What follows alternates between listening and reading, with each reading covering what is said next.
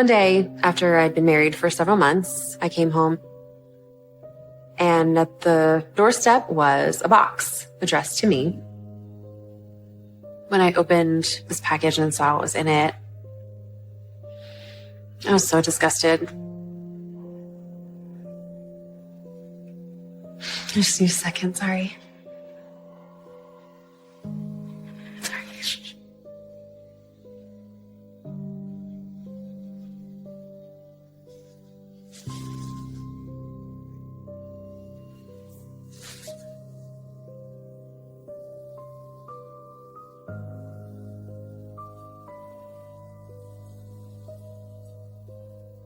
It created a dark mystery in my life that remained unsolved for a really long time. All told, it went on for about 9 years.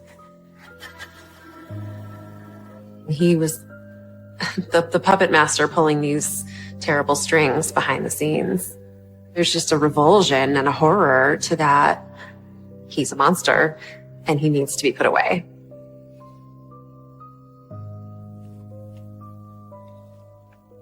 I've never known my parents together. They separated when I was 6 weeks old. And shortly after that, when I was a toddler, we moved to Arizona.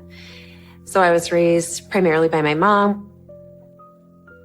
My mom met Gary Hardy at church when I was 8 years old. They were both in a music and drama ministry at our church, and that's when they really began to get to know each other. And right around the time I turned 9 was when they had their first date, and 6 days later they got engaged. And 3 months later, they got married. This is a picture of our new family on my mom and Gary's wedding day.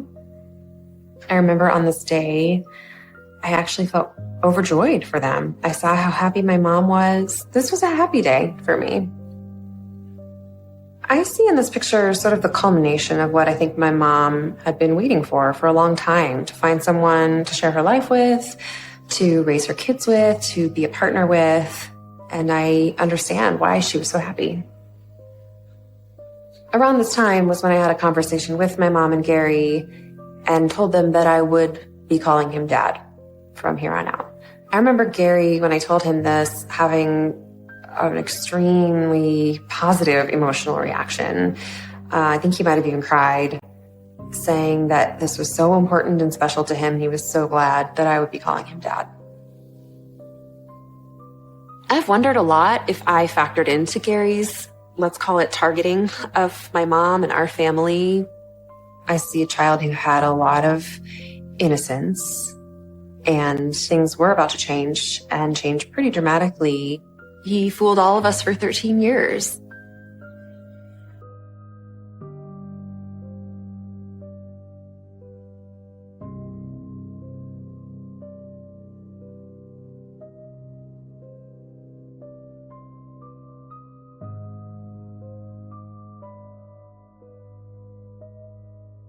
I think even from early on, I had a somewhat of a sense of mistrust toward Gary. When my mom and Gary got married and he moved into our home, Gary was a very affectionate person. Okay, kiddo, time for bed. Both with my mom and myself. He was a hugger. He loved to give hugs. What? No hug? But I did not like Gary's hugs. They were too long and they were too tight. Gary's hugs always felt possessive to me, and that just gave me a bad feeling, made me uncomfortable. But what can you do? You hug back. It always felt like he wanted more from me than I wanted to give. I think I felt obligated to hug in return, so I would just hug him back because that was the expectation and that was clearly what he wanted. But in those moments, I was always hesitant, wanting it to end.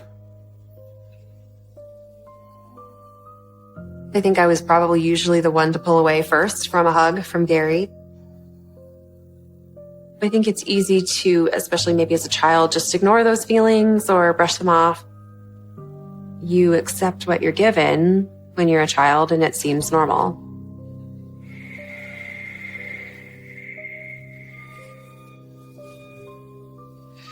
This is a picture of Gary. He has pretty good snapshot of who Gary was. He always wore a polo shirt. He liked to wear a hat like this. He had a belly. He wasn't a glamorous guy.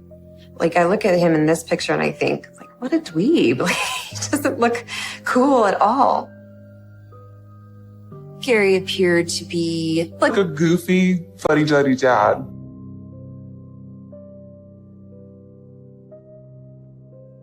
There was one time I must have had a really terrible nightmare. And I remember my mom wasn't there. I don't know where she was, but it was just Gary. And I remember going in the middle of the night to tell him this. Hey, you. What's the matter? I had a bad dream. Bad dream? Come here.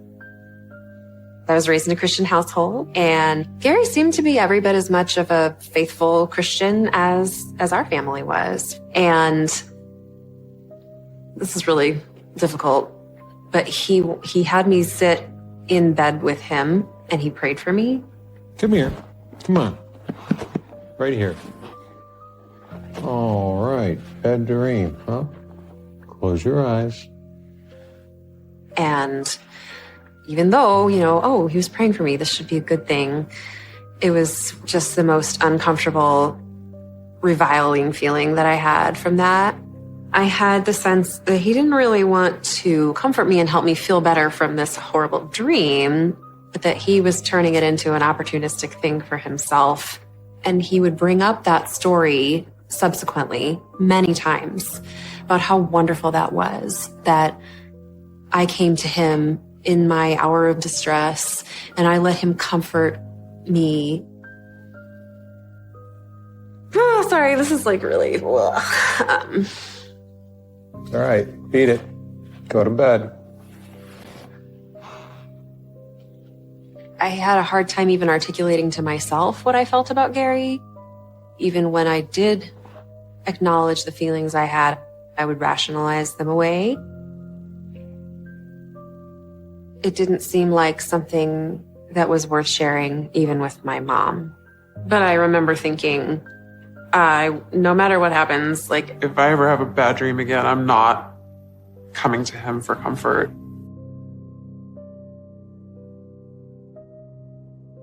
Going into ninth grade, I was really excited. There were some opportunities that were only available to the ninth graders. One of them was this Pom Squad sheer line kind of dance team that a lot of my friends and I had tried out for. They had said that they would inform us by mail if we had gotten on to the team. So every day I was checking the mail with some anticipation to see if I had gotten this good news. One afternoon, I decided to go check the mail. And inside there was a package addressed to me. The return address said AJHS JAG. AJHS was Anderson Junior High School, and the name of this cheer squad was JAG Line. So I thought, this is it. Got my acceptance. And it was nice and thick, which is always a good sign for an acceptance. So I pulled open the top and I pulled out what I expected to be good news. And instead, it was a stack of black and white pornography that looked like it had been photocopied onto these pages, page after page. The horror and revulsion was immediate. To this day, I can remember what I saw on the first page of it. It just shocked me to the point where I was shaking and crying. I do recall first thing just showing it to my parents and saying, what is this? What is going on here? Gary called the police and filed a police report. Kind of sicko would do something like this. Who would do this to my daughter and why? And let's get to the bottom of this. I believe they asked me a few questions, whether I had any enemies, whether I had any ideas of who might do this. Can you think of anyone at school who would do this? No. Whoever it is, you better find him. I felt thankful at that point that Gary was there to make the police report. Ultimately, they just took contents of the package, filed a report, and we never heard anything about it after that. I think Gary saw himself as some sort of hero in his own bizarre superhero story, that he was getting away with this. I am not going to let anything happen to you, okay? It was scary to not know who would want to do this to me and why. Not to have any answers about this was frustrating, and it created a dark mystery in my life that remained unsolved for a really long time. This is a journal that I kept in 2003 and 2004. This is where I would express my thoughts, maybe tell my secrets. And you'll notice that there's pages and pages of writing. And then right here, right about in the middle, it stops. And there are blank pages for the entire rest of the journal. Typically, I kept my journals in my bedroom, but I would take them all over the house to write in them. And I know that there were times that I did leave them elsewhere.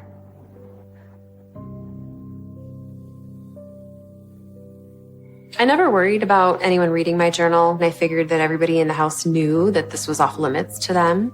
But one day I was looking for my journal and I couldn't find it. I could have sworn I set it down in the living room on an end table. What's the matter? What are you looking for? I can't find my journal. Gary's reaction about my missing journal seemed like everybody else's in my family, just sort of mystified. I don't know. What do you think happened to it? Where do you think you left it? I thought I left it right here. Retrace your steps. Maybe it's in your bedroom. There was never any indication, any suspicious activity of his. I checked, it's not. So when it disappeared once, it didn't seem all that strange. But when it happened multiple times, there seemed to be a definite pattern. I'm sure it'll turn up somewhere. My journal would go missing once every few months, it seemed. It would just disappear, and I'd have to start a new one. I'm not a very absent-minded person. It didn't make sense for me to only be losing this one type of thing consistently. And the reason for that, I can realize now, Gary enjoyed reading my private thoughts that I would never have confided in him. And this was a way of just taking that for himself without permission.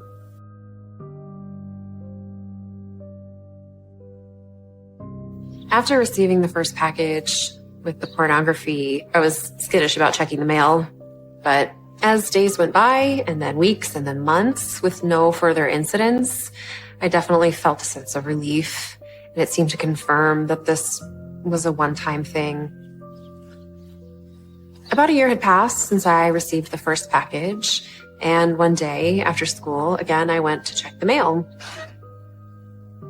This time, there was an envelope addressed to me again with no return address, and the stamp was upside down. I just had a sickening feeling.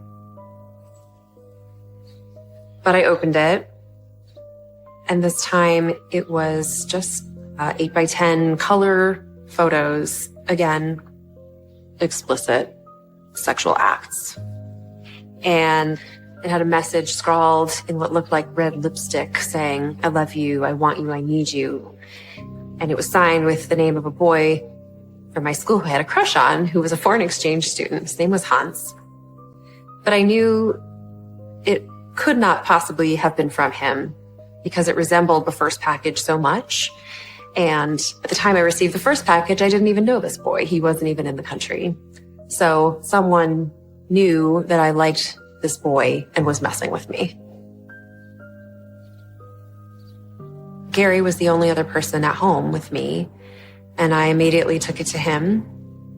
And I remember sitting with him on my bed, sobbing, and him putting his arm around me, hugging me, comforting me.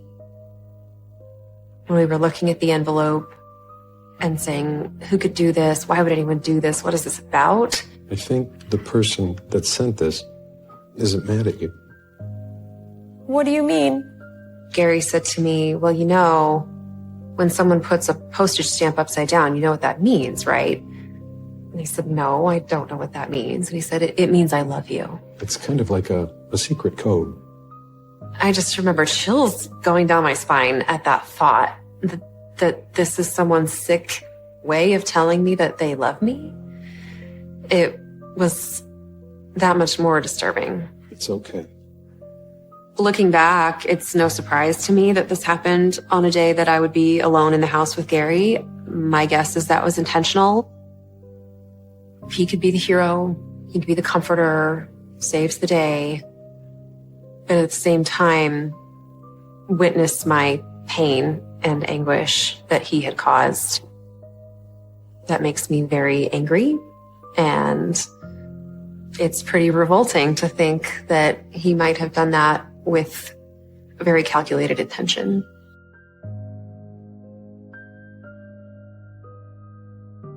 When I was in high school, my mom went to a therapy group on Monday nights.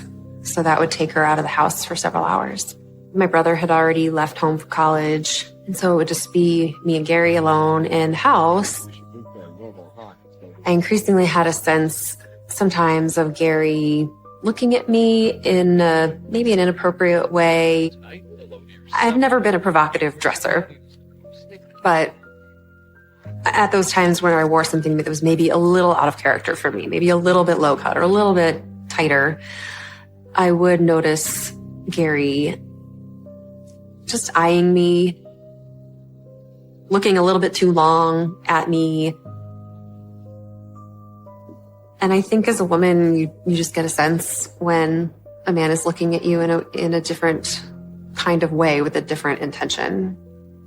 But I was able to rationalize it again and think, I'm probably making it up. Okay, I'm off. Everyone else in my family didn't seem to have these feelings about him.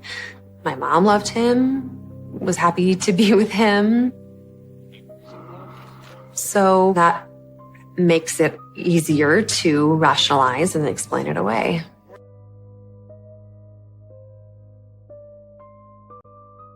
He confessed to my mom that he had a pornography addiction. Obviously, he probably is the one that sent me these packages. I would sometimes do some clerical work for Gary in his office, and he would take me out to lunch at fancy restaurants. When we would go out for these lunches, he would do little things to make it appear that maybe I was his date instead of his daughter. And that might look like putting his hand on my back to lead me in to the restaurant, or reaching out for my hand across the table. It made me feel gross and uncomfortable, and it made me feel like he was trying to use me as a prop for some sort of ego-stroking gratification of looking like he could be out to a nice lunch with a woman less than half his age. I just love it when you come by the office and we can spend some quality time together. But even though it creeped me out and I didn't like it, I would kind of tell myself maybe it's more benign than I want to think it is. Even though you might think, oh, well, obviously, he probably is the one that sent me these packages, didn't necessarily connect in my mind to the packages. Cheers. He's never made a pass at me. He's never grabbed my butt. It was all subtle enough that you could kind of just sweep it under the rug.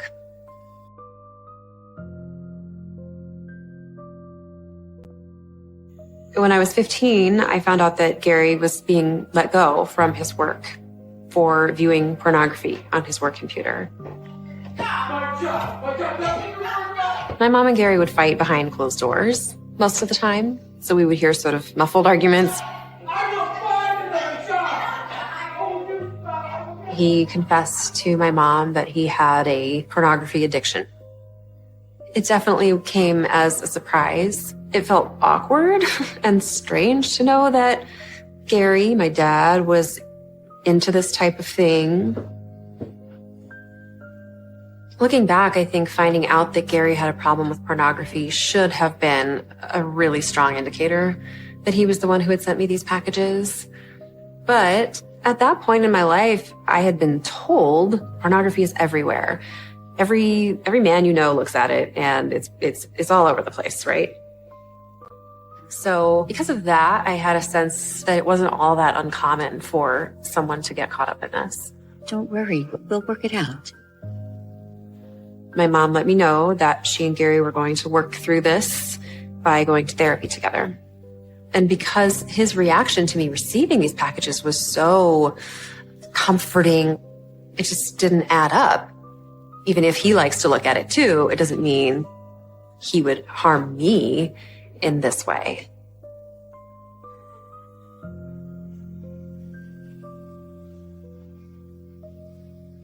I graduated from high school, and I was still 17 when I moved out of the house, and I went across the country to college outside Chicago. When I went away to college, I really enjoyed a period of no incidents of harassment. And that was beautiful. It was really nice for at least the first 2 years. That was all the more convincing that whoever had done this to me was someone I knew in high school. The summer before my senior year of college, I got engaged to a man who's now my husband of 16 years. When I got engaged, things began to happen again. And it started with my email. Oh my God. What happened? I would get signed up for all sorts of subscriptions that I didn't sign myself up for. And oftentimes they were sexual in nature. So lingerie catalogs, for example. It happened again. I didn't send these. And then it turned into a much bigger violation when friends of mine began to receive emails, not really from me, but from my account. At least one friend received some of the very romantic and very personal emails I sent my then fiance. So clearly, someone had access to my email and was doing a lot of untoward things with it. Let me try something. I think I can figure out where these emails are coming from. So my fiance at the time, who was studying computer science, knew a lot about how to trace emails. Huh. What? It turned out that the emails were coming from Chandler, Arizona, which is where I was raised and where my parents lived. Finding out that these emails were coming from my hometown was a big revelation. We need to call your mom. We told my mom and Gary where this was coming from, and he spun that like crazy. He had an explanation, about it had to be somebody from high school. He turned it into, well, see how this is evidence? All along I've been telling you, some weirdo at your high school who was doing this to you. His reaction to it was convincing. It seemed like no matter how many times I changed my password, inevitably some strange or inappropriate new thing would happen. But sometimes when I would come home from college, I would log into my email on Gary's computer, thinking nothing of this. What I didn't realize was that he had a program on his computer that was tracking and saving my keystrokes in order for him to get my password. And that's how he continued to hack my email.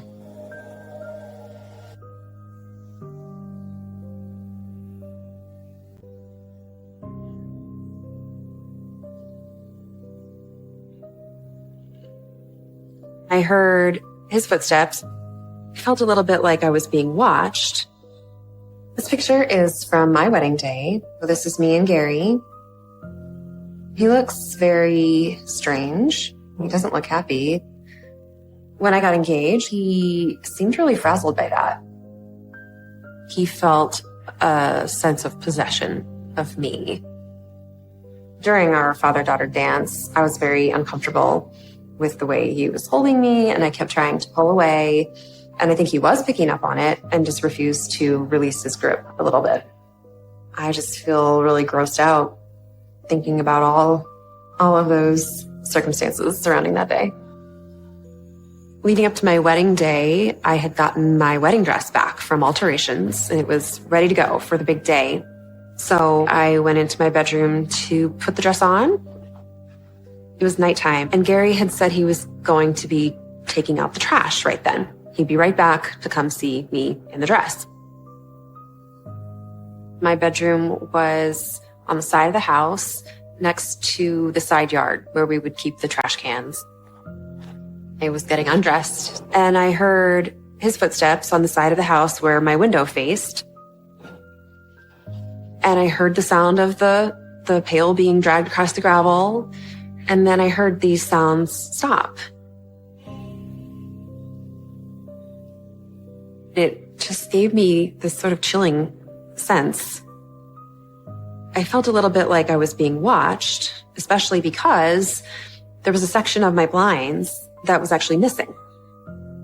I've wondered why exactly were those blinds missing? There was a lot of just telling myself, it's your imagination. Maybe it was our cat. Our cat would go behind the blinds, get playful, and poke out a little section. I'll never know for sure if it was Gary outside, but I felt watched, and I just made sure to turn my back to the window as I got changed.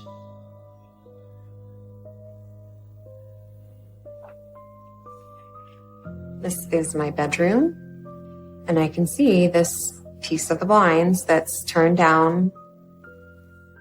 When this wedding dress incident happened, there were more of these blinds that were turned down. But you know what strikes me when I look at the blinds and where that piece is missing, turned down, that's not where the cat would have been. The cat was not 4 feet tall. Even if she jumped up on the windowsill, she couldn't have poked her head that far through the blinds. So I think that's pretty interesting. Looking at this, I suspect that it would have been Gary who did that in order to be able to look into the room at me.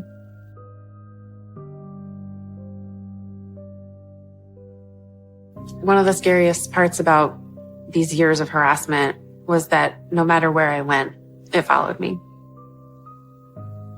Even after I got married and moved into my own apartment with my husband, at least a couple of times my journal would go missing from our home again. And at this point, it wasn't just my journal that was missing. Occasionally, pieces of my underwear would go missing as well. And I thought maybe I'm absent-minded or it got eaten in the dryer. It's just a classic thing that happens.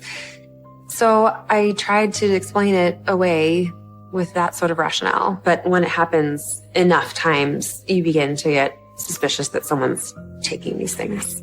I feel like a crazy person. It happened again? What's missing? At one point, the lingerie that I had picked out and worn for our wedding night went missing from my dresser drawer. And I knew it couldn't have gotten lost in the wash. So I knew someone was coming into my apartment and had to have taken it. Maybe we should get the locks changed, just to be safe. And all we could think was maybe we were leaving our door unlocked sometimes without realizing it, without remembering. What we didn't realize was at one point, Gary took our apartment key and made a copy. So he was able to access our apartment at any time. All of these things really did put us on edge, me and my husband. And so as time went by, we did feel very shaken up and very paranoid.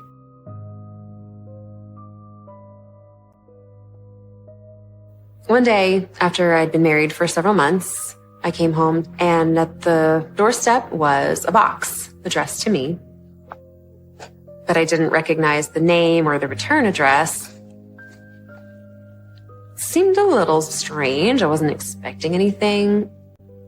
But on the other hand, I guess foolishly, maybe I didn't learn my lesson and you still get excited to get a package in the mail. So I wasn't thinking much of it. I opened the package and inside was a sex toy. And on this object was a printed label with my husband's name on it, taped to this thing.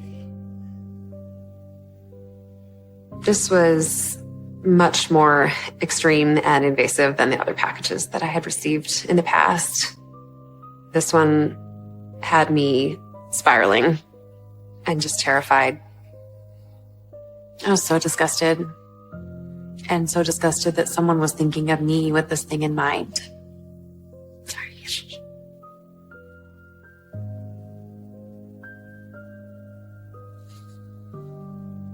I'm sorry, I didn't expect to get emotional.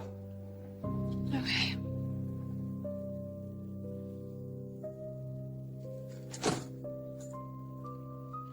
I went to enter my apartment and the door was unlocked and I was not sure if I had left the door unlocked. I was in just such a state of upset and disarray. So I called my husband first to say, can you please come home and be with me? I do not want to be alone. I think we've been broken into. Call me back as soon as you get this. And unfortunately, he was tied up in a meeting 30 minutes away. And so the next person I called was Gary. It's Sarah. His office was right around the corner from our apartment at that time. And he came rushing over. He was kind of all business. Like, I'm going to be here to, be your protector, and we're going to call the police. We're going to find out who did this to you. He played the hero. He looked behind all the doors. I remember even a sense of almost like anger on his part. Who would do this to you? I can't believe this is still happening to you. Can you believe that they found you again after all these years, after all these moves? I can't believe somebody would follow you all this time.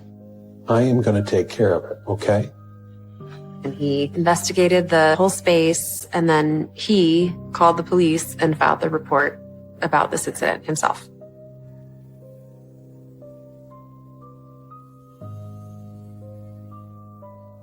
I think Gary was very skilled at the game that he was playing. He was very good at it. He knew how to exhibit all the right behaviors on the surface so that I could never suspect that this was him. But then if I ever did, he could have all this evidence to point to. I'm not like that. I'm like this. Look how I treat you. It's such a mind game. It makes me angry. It disgusts me.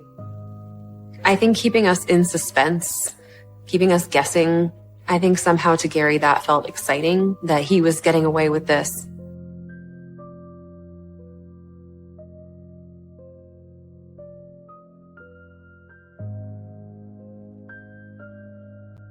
I got a phone call and a detective introduced himself and said, we think we've found your harasser. And then he asked me if I knew someone named Gary Hardy. Not long after the police report was filed about this most recent package, I got a phone call. Hello? And a detective introduced himself. And then he asked me if I knew someone named Gary Hardy. I knew what was coming next. And in that moment, I think I had two feelings. One was horror and one was relief. And when I explained that was my stepdad, the detective said, we think we've found your harasser. Oh my God. The detective informed me that Gary's secretary had filed a separate police report of her own because Gary's secretary opened his mail as part of her job. And one day, prior to me receiving this package, she opened a package that contained a sex toy. And she closed it up, pretended never to have seen it. And lo and behold, a few days later, this thing arrives on my doorstep. The day that I called Gary to come help me, he went back to the office afterward and told his secretary exactly what it was that I had received. And at that moment, she realized this was the same object she had seen in his office.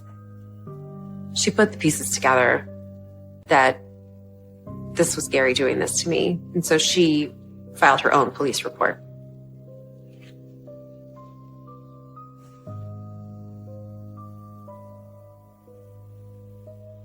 Once we knew that this most recent package had come from Gary, we knew that all the other packages and letters and email hacks had to have been him. Thinking about all the times Gary had come to the rescue, supposedly, and tried to be the hero in each situation, it just made me sick, and it made me angry that he had played me in that way. But ultimately, even though it was a horrible revelation to find out the truth, there's a lot of freedom in that and a lot of relief. There was also grief. There was the sense that everything we knew about our life as a family was a lie, and that everything was going to change from here. He did willingly go to the police station and was arrested there.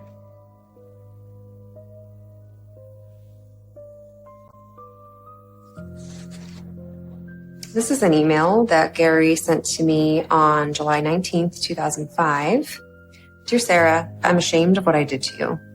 I realize saying I'm sorry doesn't come close to healing the pain and anguish I have caused you the past 10 years.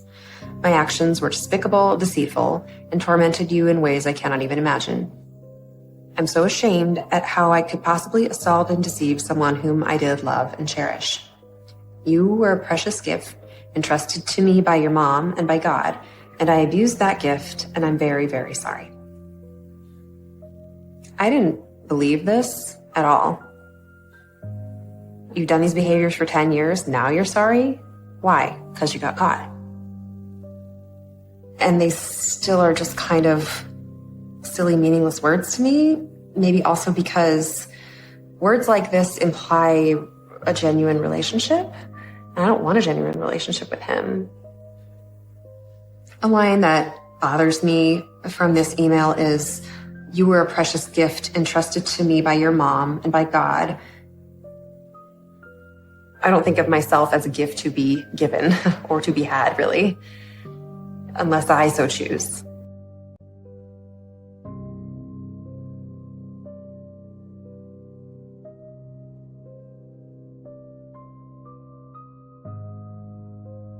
Gary received a plea bargain that would have given him something like 1 or 2 years total in prison, and he chose not to take it.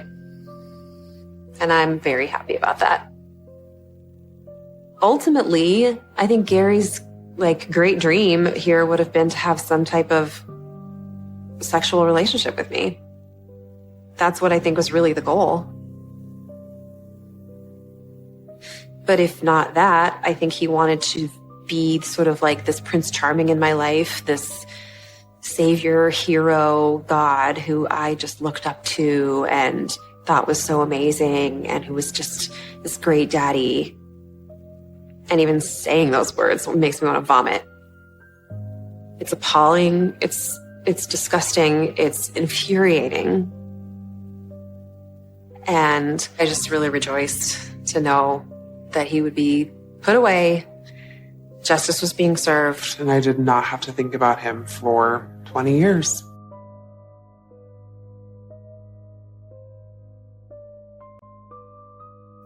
I don't wish him ill, but I don't want to see him free in society. I think he's in the place he needs to be, and I wish that he could stay there for the rest of his life.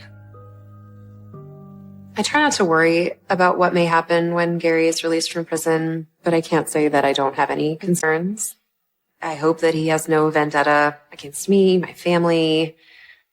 But at the same time, when I find out he's getting released, I'm going to be protecting myself in every way possible. Not to say he couldn't turn his life around, become the actual upstanding citizen he pretended to be, but I wouldn't trust it if I saw it. Seattle, Washington, 1982. It was here in the Pacific Northwest where arguably the most prolific serial killer of all time, Gary Ridgway, aka the Green River Killer, preyed on vulnerable young women, runaways, and sex workers. Gary Ridgway It's a special place in the role of serial killers because we're talking about a man who's responsible clearly for killing at least 49 women. After he's murdered his victims, he disposes of their bodies in the Green River. Victims' bodies are found in the river, they're found weighted down, and he hasn't just raped and killed these women, he has extended his power and control over them. So some are found with objects inserted inside them, stones essentially. This was a killing machine, operating in plain sight. What could be more horrifying?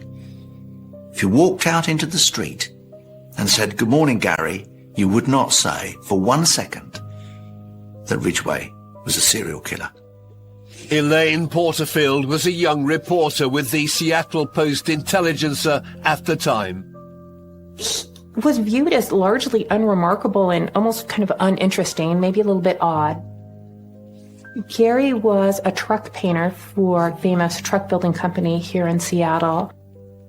With his unassuming persona, Ridgway was able to commit mass murder for nearly 20 years and get away with it. The fear across the Pacific Northwest was palpable. I think that this case really did have a significant impact on the community. There'd been this serial killer on the loose for many, many years who was named the Green River Killer. And this person didn't have an identity. He was this faceless monster. Every time a body was found, it was thought that it could be attributed to the Green River Killer, and that included some cases in Oregon and all the way up to British Columbia.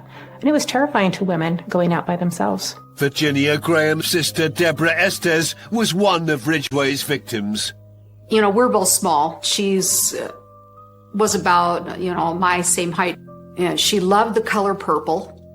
That was her favorite color. And she absolutely adored horses. She loved horses. Deborah disappeared in September 1982. You cannot begin to, unless you've lived that, you can't begin to understand this specific hell on earth that really is.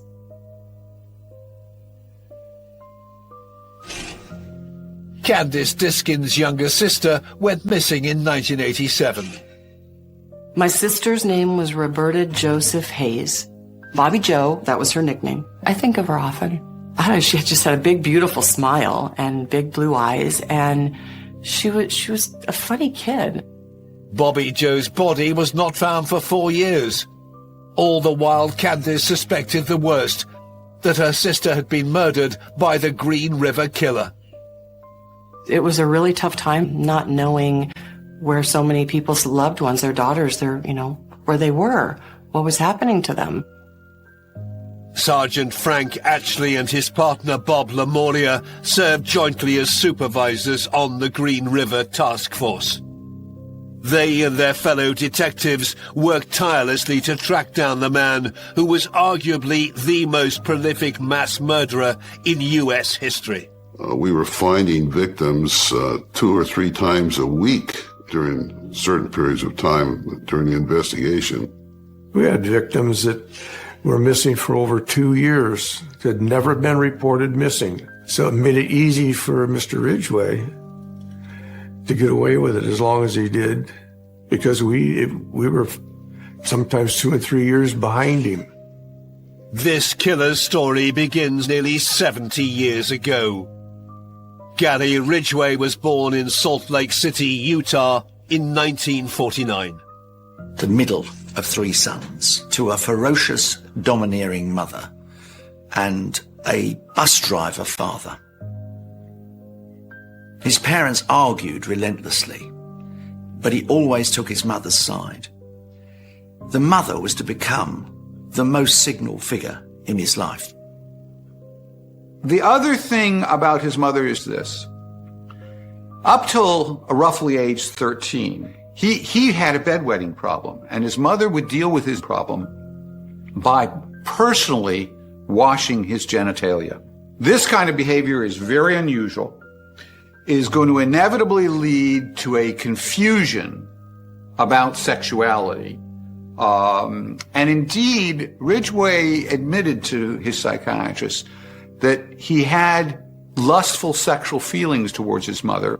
As a teenager, he was obsessed with sex.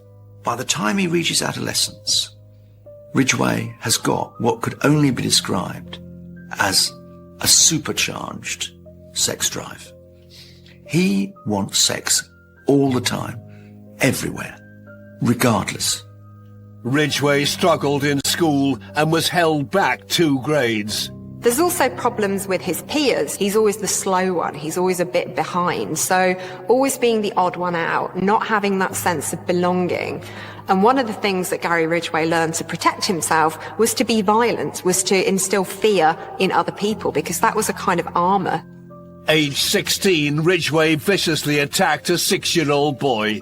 It actually stabs the boy seriously in the liver, and the child survives. This episode hints that there is some completely psychotic, disorganized process going on just below the surface with him. Ridgway was not identified, so was never charged with the assault. In 1969, he joined the US Navy. The following year, Ridgway married his first wife, but his mother was still ever present in their relationship. This was a woman who was so dominating that even after he got married, his mother would decide what clothes to buy him and that he should wear. Soon after getting married, Ridgway was deployed on a tour with the US Navy. Unable to contain his sexual urges, he regularly visited prostitutes. Wherever he was, he visited sex workers. And in several cases, he contracted venereal diseases, which he was angry about, and which he held against the sex workers. And I think that just fed on itself, that anger, that hatred, that depersonalization of these women. When Ridgway returned the following year, he found his wife had been dating another man. The couple divorced in January 1972. A year later, in 1973, he found a new wife. While he was married, Ridgway also found a new outlet for his passions. Ridgway suddenly became something of a religious zealot, a Bible thumper. He would proselytize. It's kind of fervent, almost out of proportion, his interest in religion. Religion plays a very interesting role for some subset of serial killers. The problem is that religion, psychology, medications, none of them have proven more powerful than the urge to kill in a serial killer. Ridgway and his new wife had a son. On the surface, they seemed like an ordinary, God-fearing, all-American family. Part of him was still a sex maniac. Another part of him was very guilty about that. So you have what you might describe as the Jekyll and Hyde character. Dr. Jekyll, a religious, caring, good husband, and you have Mr. Hyde, of course, who is still going to prostitutes regularly. Visiting prostitutes at night and with his mother ever present in their relationship, Ridgway's second marriage ended in divorce in 1981. Soon after, he had his first run-in with the law when he was arrested in 1982 for soliciting a prostitute. The minor charge would be an ominous sign of the women he would prey on and the monstrous murders that he was about to commit. Seattle, Washington, July 1982. 33-year-old Gary Ridgway, the man who would get away with mass murder for nearly 20 years, had just divorced his second wife and was now free to indulge his deadly desires. Driven by an insatiable sex drive, Ridgway had started to pick up street prostitutes from the SeaTac Strip, the road that connects Seattle to the neighboring city of Tacoma. This is a highway that was frequented by sex workers at the time. Ridgway's first victim was just 16 years old. One night after work, he picked the sex worker up from the strip. Sergeant Frank Atchley supervised the task force assigned to catch him.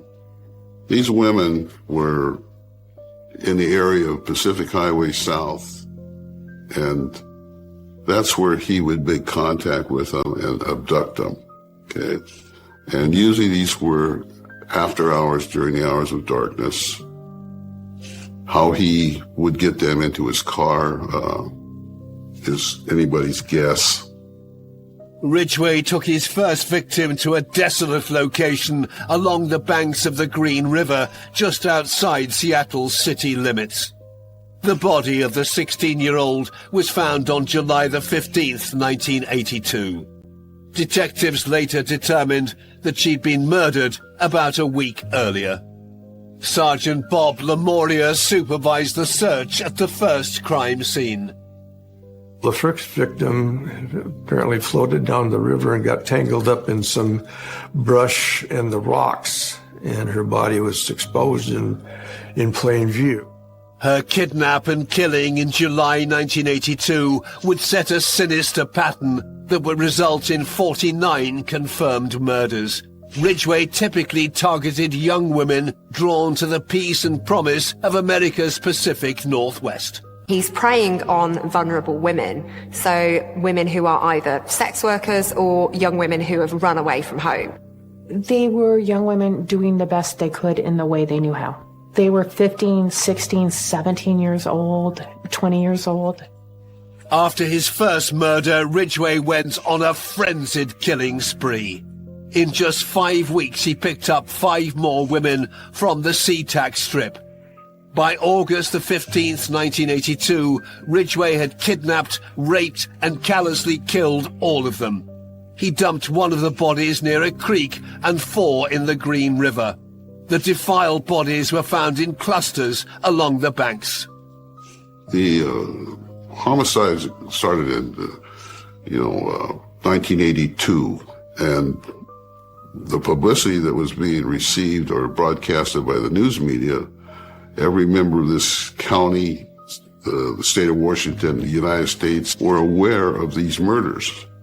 In August of 1982, a task force was formed to catch the so-called Green River Killer. The team scoured the area and made a series of grim discoveries. This was the site of 3 of the victims. There were 2 upstream a ways, pushed into the water and weighted down with rocks. A third one was left on the bank in the tall grass. I assume that he thought he was going to get caught. He saw somebody and dumped the body and ran because she didn't make it in the water.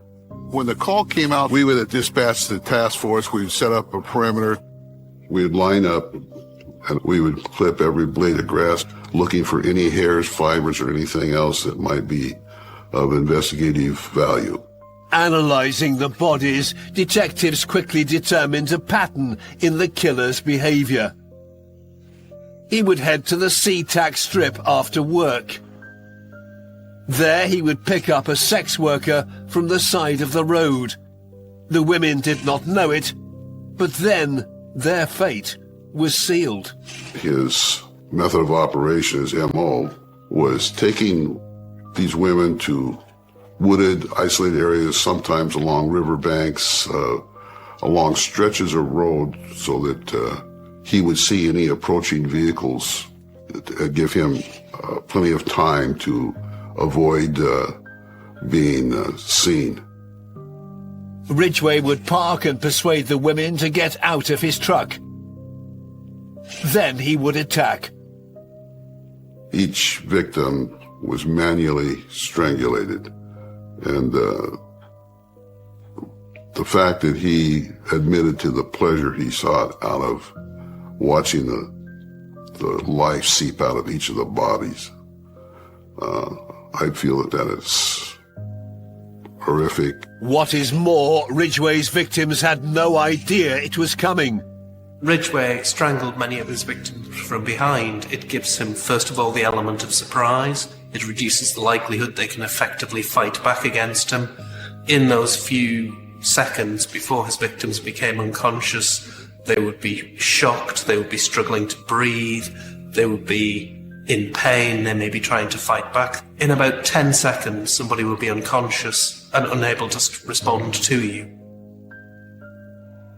He started off strangling with his hands, but increasingly they put up a fight.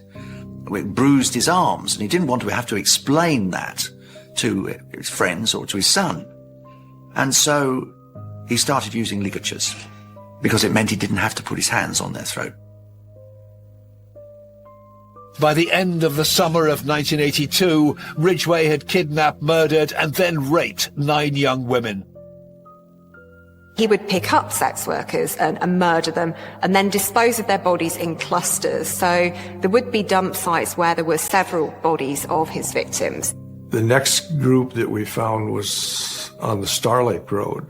He would park on a curve so that he could see in both directions, and then he would carry the bodies out and deposit them. Ridgway later confessed to having had sex with the bodies after death, in some cases long after. The necrophilia, having sex with a dead person, is extraordinarily rare. And it's one of the pieces of the puzzle that suggests true psychosis. To engage in necrophilia, you have to be completely out of touch with reality. Ridgway would often revisit the bodies of his victims multiple times. He would move them. He would have sexual relations with the bodies. It's absolutely ghastly. Deborah Estes was one of the many runaways that Ridgway targeted. Virginia Graham was 16, a year and a half older than her sister Deborah, when she disappeared in the summer of 1982. We were so close in age, but she had shorter blonde hair. Like many who take to the streets, Deborah ran away from what was an abusive family situation. In Deborah's case, her father was the alleged abuser. You're literally living with a rattlesnake. That rattlesnake can be calm 1 second and can just absolutely, if you are not hyper vigilant around watching and you drop your guard for just 1 minute, you can seriously get hurt or even die. On one fateful night in July of 1982, home life became too much to bear for 14-year-old Deborah. Probably 2, 3 o'clock, maybe somewhere around there, my mom woke up and noticed that my stepdad, Debbie's biological father, was coming out of my sister's bedroom. And my mom asked him, well, what are you doing? And he said, well, I'm just checking on her like any good father would do. So, and no, he wasn't. He was there for a totally different reason. And she left the next day, early, very early. For Virginia, it's a moment that she still struggles with.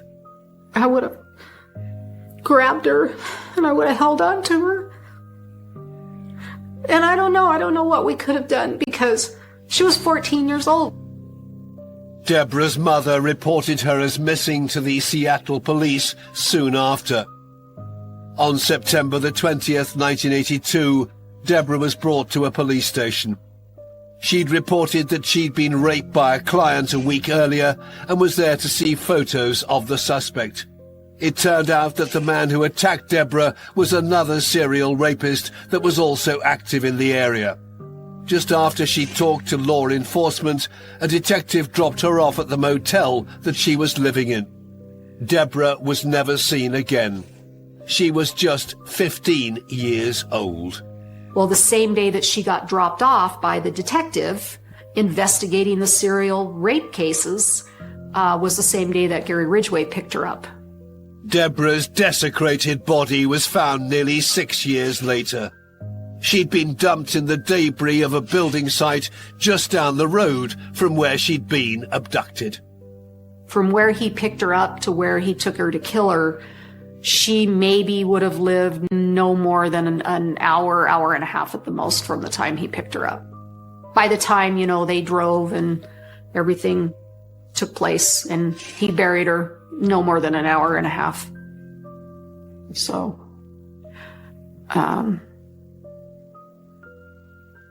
boy, that's a sobering thought. By the end of 1982, the death toll wrought by the Green River Killer had reached 11. By dumping the bodies in the river and in the woods, hard evidence was difficult to come by. If a body is disposed in water, then quite clearly a few things will happen. Evidence can be washed away, trace evidence, DNA, blood stains and blood patterns will be washed away, so it reduces the forensic opportunities. If the body is there for a long time, decomposition will hamper the examination. Even though they found many bodies during the summer of 1982, the Seattle-based task force had no idea who the perpetrator might be.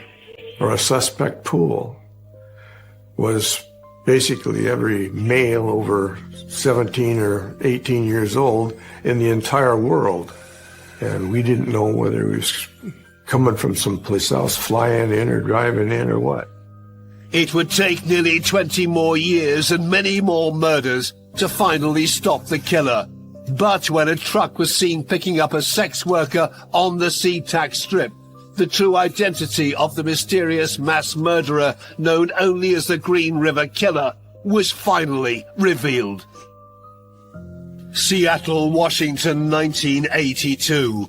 With the news of 11 women now murdered and their mutilated bodies found by the banks of the Green River, as well as in the local woods, fear spread across America's Pacific Northwest. A mysterious mass murderer known as the Green River Killer was still on the loose. A truck painter by day and a serial killer by night, 34-year-old Gary Ridgway was hiding in plain sight and living in a quiet Seattle neighborhood.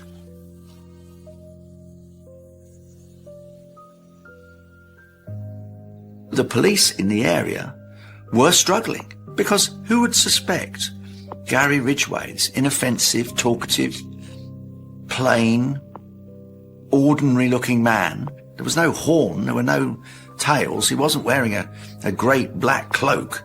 Gary Ridgway was the man next door. You would not have noticed him. He's your average Joe. He's somebody who fits in. He's somebody who you wouldn't be scared of because he doesn't look like a monster. The killer was preying on young, vulnerable runaways who worked the streets near the SeaTac airport. He knows that he's got an easy target group here, so that's going to allow him to get away with it for an awfully long time. Ridgway would simply pick young women up from the side of the road as they solicited sexual services. I don't think any of them would have believed that somebody who looked as inoffensive and as Joe average as Gary Ridgway would be capable of murder.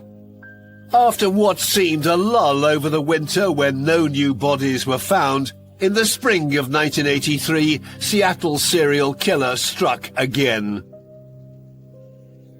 In the evening of April the 30th, Ridgway drove to the SeaTac Strip, where he picked up 18-year-old Marie.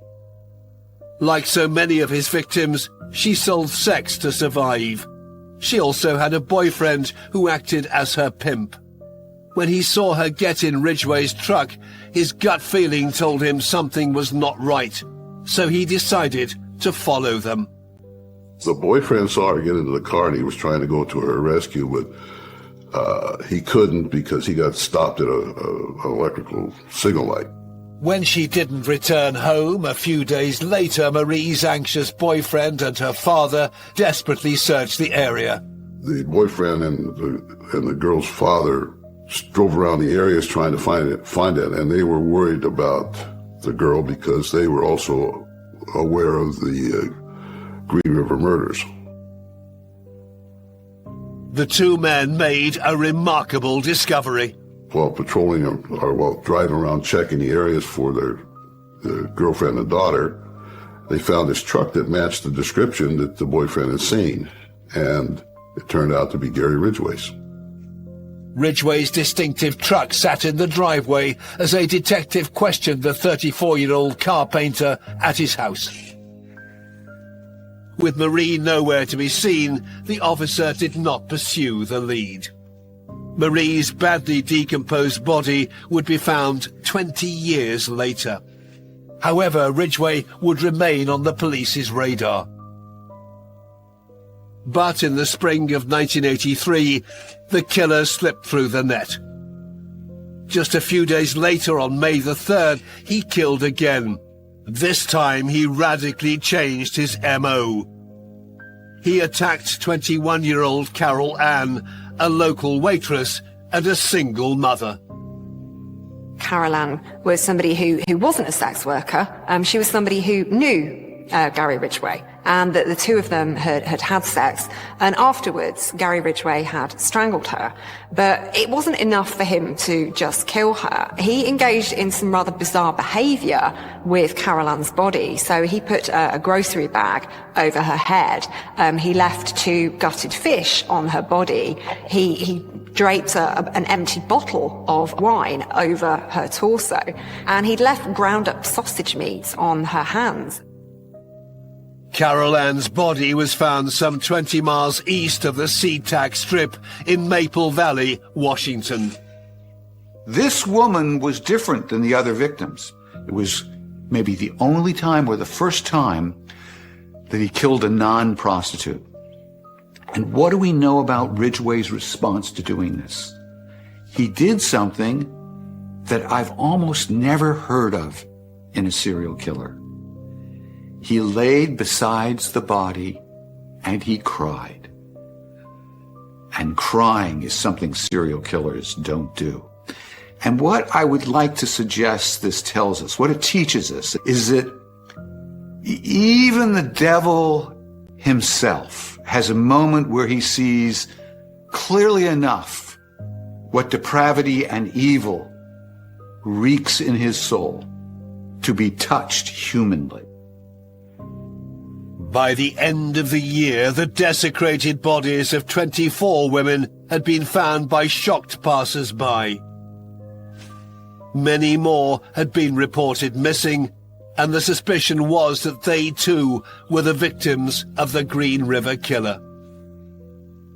Body parts were scattered all over the Pacific Northwest. He's been dumping bodies up and down the Green River, taking some of them to the neighboring state of Oregon. The Green River Task Force spent countless hours and days carefully gathering all the fragments of evidence they could from across the Northwest. The task force investigators were spending a lot of time on bone finds. We would launch the whole entire task force and spend a lot of investigative time only to find out at the end that it was an animal bone. All the while, the killing of young women continued. By the end of 1984, the toll of victims had reached 42. Sadly, the police were nowhere nearer to stopping the Green River Killer. Believe me, all of the investigators wanted so much to solve this case and prevent somebody else from being killed. Frank Atchley was brought in to supervise the Green River Task Force in May of 1984 in the hope of finally solving the case. These detectives, each and every one of them, put their heart and soul into solving this investigation. For each victim that was found, it impacted the morale of the detectives who were hoping that there would be no more victims of the Green River Killer. The next year, 1985, Ridgway met the woman who would become his third wife at a Parents Without Partners meeting. They seem to have quite an idyllic relationship. She thinks very highly of him. He's somebody who is a kind of pillar of the community. His third wife provided quite a lot of assistance to Gary in terms of looking after his finances and that kind of thing. So things that he wasn't particularly capable of doing himself. At the same time, the killing spree seemed to slow. His third wife was later to say, "I think I saved many lives because I loved him." It's a most poignant remark, and one that strikes to the heart. You embrace a serial killer and you save lives. I don't think for a moment she thought he was a serial killer when she married him, but my goodness, I find it heartbreaking. But Ridgway's urge to kill could not be stopped for long. the man who had now killed 46 women picked up 21-year-old Bobby Joe Hayes in February 1987. Her sister Candice recalls those trying times. In 1991, her remains were found.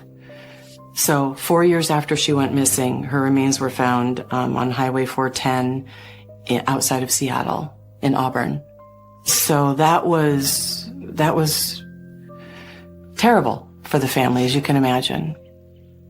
Like so many of the young women that Ridgway kidnapped and killed, Bobby Joe sold sex to survive.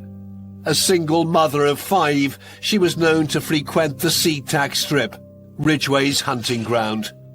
Bobby Joe also worked the streets of Portland, 2.5 hours south of Seattle. I would see her, downtown. I would see her on Aurora Avenue, near where we grew up. Though they shared the same mother, Candice's sister, Bobby Joe, lived with their father and his new wife. She wasn't treated very well. There was a lot of drinking involved. So she pretty much ventured out on her own at about age 12, hit the streets. I would see her with her Johns. I would see, and my heart just broke. She deserved the best of everything. She deserved to have a very happy life. And that I'm sorry for not being able to help her more. That's probably all. When Bobby Joe's remains were finally found, it ended years of torment for Candice and her family. Not knowing can be just as hard as knowing. It's bittersweet. Nothing good about it, but I no longer have to drive Aurora Avenue looking for my sister, because that's what I did for years. I'd be driving and I was just constantly aware of myself looking for her, hoping to see her with a John, or in somebody's car or something. By the spring of 1987, the death toll wrought by the Green River Killer had reached 46. When some green carpet fibers were found among the remains of several of the victims, a warrant was issued to search the home and workplace of Gary Ridgway, who was already on the police's radar. The fibers, as it turned out, showed that some of the victims had been in the same environment before or after they were killed. 1 month after Bobby Joe disappeared, on April the 8th, 1987, the Green River Task Force searched the home of Gary Ridgway. A young couple renting rooms above Ridgway's garage helped with their inquiries. They showed us photographs that they had taken inside the house that showed that had a green drivable type carpet in there. Frank Atchley and a team of detectives entered Ridgway's home. I saw Ridgway at the house, and he was smug, and his mother was there, and she was screaming and hollering that we had the wrong guy, and so on and so forth. That's when I poked him with my finger in his chest. I says, "You SOB, I know you did it, and we're going to get you one of these days." April the 8th, 1987, was not that day. We found no remnant or anything of that carpet. It had all been removed, replaced. And even the vacuum cleaner didn't reveal anything that helped us. He had really cleaned up the place. Detectives also searched Ridgway's job site in Renton, Washington, where he worked as a truck painter. It was 87. We served search warrants on his place of employment. When we got him back to the precinct, they took a swab of his, had him chew on a piece of gauze, which was ultimately his coup de grace. It would take 14 more years and a breakthrough in technology, but the saliva-soaked gauze with the killer's DNA sealed in promised to reveal the true identity of the Green River Killer. Seattle, Washington State, 2001. For nearly 20 years, a cruel mass murderer known as the Green River Killer had slain young women across the Pacific Northwest. Since 1982, the serial killer had taken at least 48 young lives with impunity.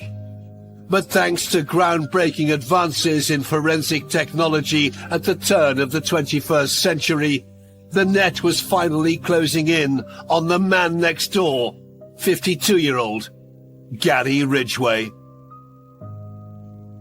Arguably the most prolific serial killer the United States has ever seen, outranking even Bundy or Jeffrey Dahmer. He looks inoffensive, but is in fact dreadful, a man of extraordinary evil. At the Washington State Crime Labs in 2001, Dr. Beverly Himmick took advantage of a new technique in forensic technology. It takes a breakthrough in DNA technology to finally trap Gary Ridgway, a man who's been getting away with murder for close to 20 years. Called short tandem repeat or STR DNA testing, the detectives re-examined the saliva that was captured in the gauze they'd asked Ridgway to submit 14 years earlier. When we started the investigation, DNA was just coming on the scene in the United States.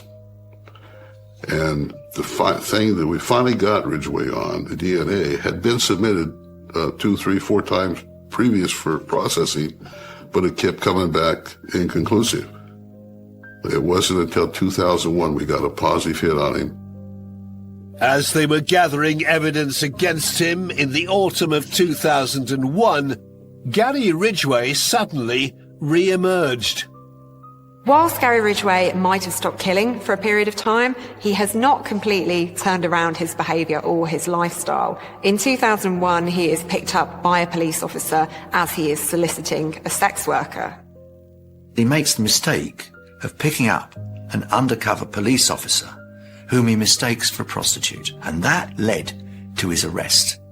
Alerted to the incident and concerned that he might kill again, law enforcement decided to act. On November the 30th, 2001, they arrested Gary Ridgway. It was unbelievable. I think at that point, people didn't believe that he would ever be caught. It was absolutely stunning and gratifying. There was a giant collective sense of relief that a monster was off the street. The Green River Killer was suspected of killing at least 48 women. The problem was that with the evidence they had, the police could only charge Ridgway with 4 murders, and that was enough to warrant a death penalty. For the prosecution, it was a bargaining chip. Gary Ridgway's attorney contacted the prosecutor and agreed to waive the death penalty in exchange for a complete confession on all the women that he killed in the King County jurisdiction. To try and help all the affected families find out what had happened to their loved ones, the deal was made. In 2003, Gary Ridgway confessed to the dozens of murders he had committed. The investigators then contacted the families of the deceased. That was a day, you know what PTSD is? That's a day that I could feel the emotion because I was at work. And the phone rang and my heart started beating. And they said, you know, we have this person in custody. He has confessed to the murders of so many women. I thought I was going to faint. It was shocking. I never thought in a million years that I would be getting a phone call like that. On November the 5th, 2003, Ridgway appeared in front of a packed King County courthouse in downtown Seattle and made his plea. The first time I saw him, it was disappointing. He was kind of a mouse of a man in the minds of so many in the Pacific Northwest as some sort of superhuman, that it was just shocking to see what a little worm of a man he actually was. He tried to apologize at one point, but the father of one of the victims interrupted him with sort of a torrent of emotion, and Ridgway was unable to speak.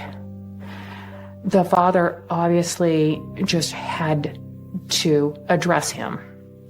Eventually, he was gaveled to order by the judge, but it was a very intense moment.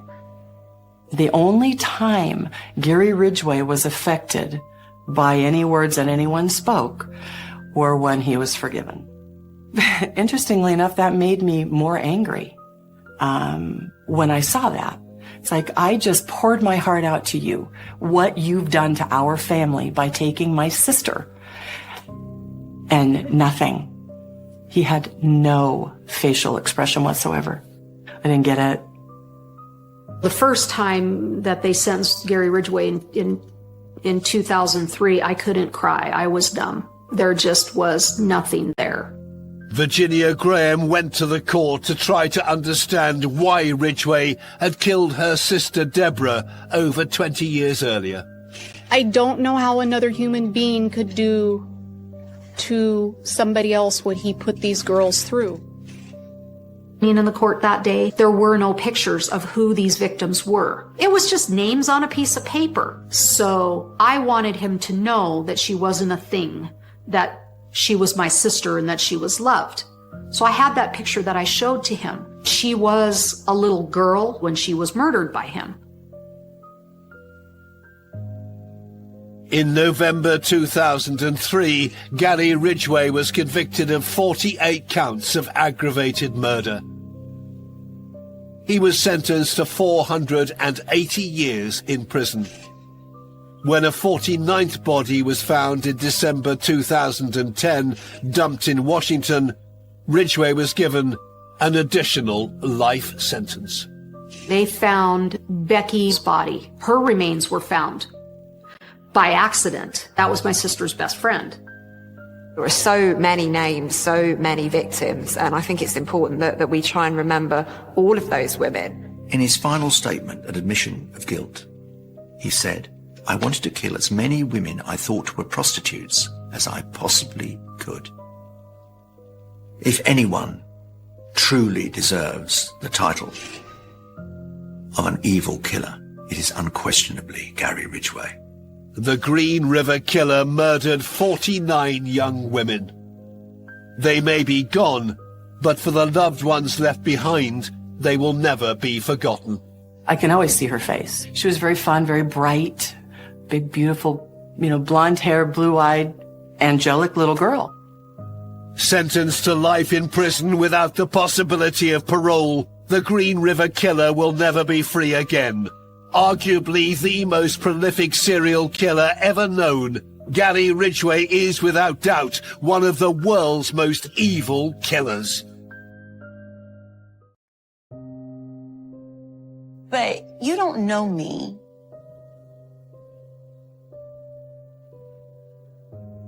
A house of horrors.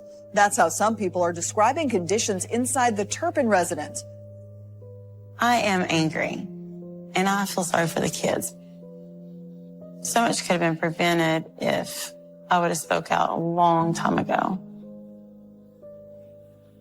I just didn't understand the signs. You wouldn't believe that somebody could actually do something that evil. And it's just time for me to tell my side of the story. This is my dad, my mom, Louise, and me. I was the middle child of two sisters. They made sure that we were in church every Sunday and raised us up knowing the Lord and Christian beliefs. We looked picture perfect, but a lot of stuff happened in this house, so it brings back a lot of memories. My dad was always good to my mom. He never laid a hand on her, but there was a lot of arguing.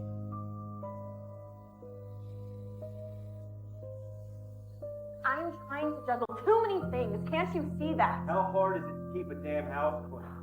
I'm working. When my parents fought, I was scared. What else do you want from me? How about dinner on the damn table when I get home? I would just start crying, and Louise would come and cover my ears and eyes to keep me from seeing and hearing it. Who is the one taking care of the girls, making sure they get to school, making sure they're doing their homework? What else do you Many want nights from she me? would hold my hand all night for me to sleep. When she was holding my hand, I knew as a child that I was safe with her. She was my best friend, and she was the only one there for me.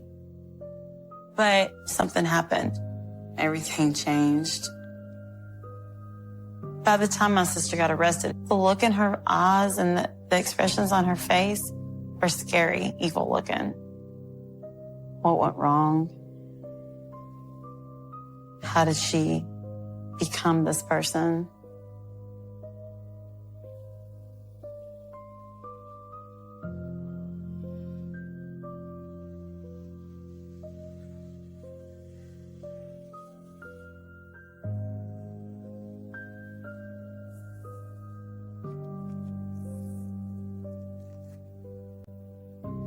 So these pictures make me cringe. These are my grandparents, my mother's parents, Mama and Papa. That's what we called them. He's smiling here like he really adores us. But we knew the truth. When I was a kid, I begged for a big wheel. And so we had a birthday party at my home. Happy birthday! My grandmother and grandfather brought this big package in. We've got one more special present for you. What is it? And it was my big wheel. Grandpa, this is exactly what I wanted. I was very excited and I thought it was going to be one of the best days of my life. But it ended up turning into a nightmare. Papa never let me forget that was my big wheel, and it was from him. And later on that day, there was a price to pay. He took me in a back room.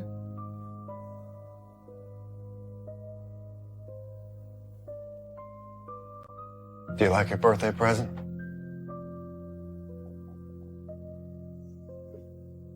Come. Sit on my lap. And then we would sit in the chair, the lights would go off.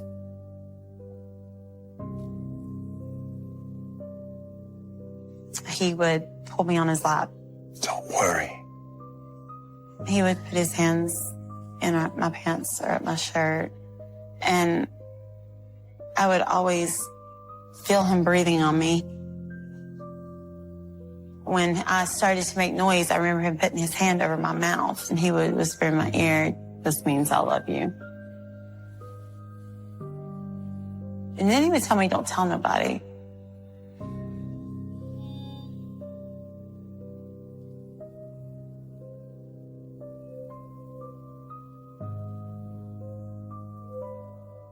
I remember telling Louise. Louise told me that she had been molested all her life by him.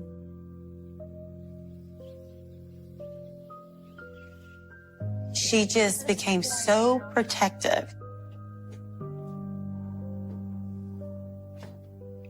Elizabeth, I'd like you to come with me for a bit. And there would be times that Papa would walk towards me and she'd put me behind her. And she would tell Papa, "I'll go with you."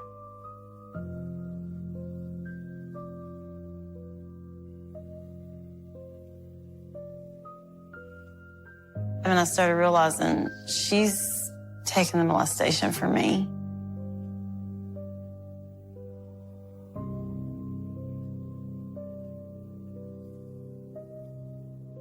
She was sacrificing her own self for me.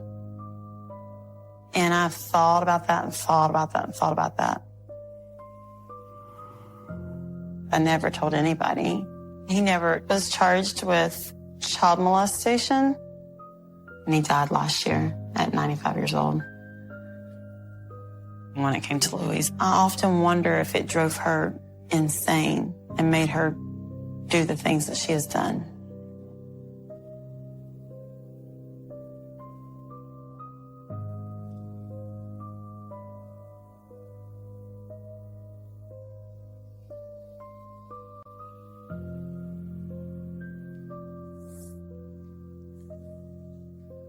This picture was about 4 months before her and David started dating.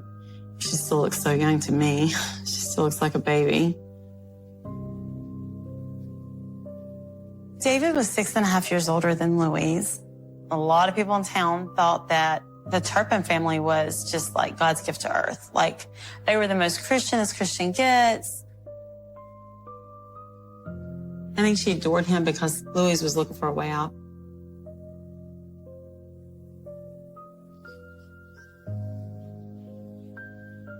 Elizabeth, come here.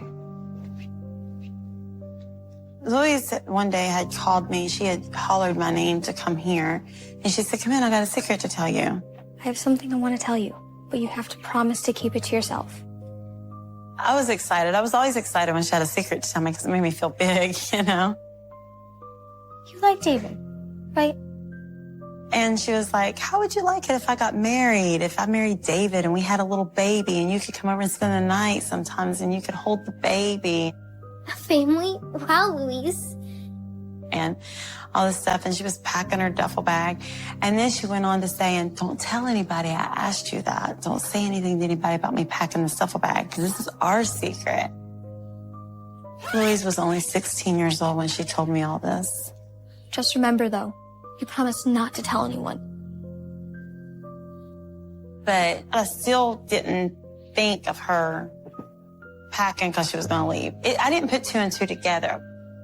The next day, Louise never showed up. She didn't ride the bus with us home. It clicked. I was like, oh my gosh, she's left with David.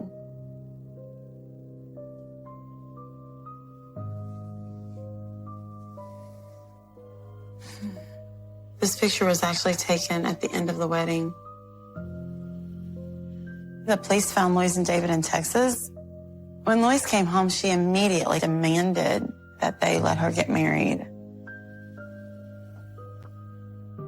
Daddy always felt like they would just continue to try to run away and be together. So he felt like it was better just to give them their blessing.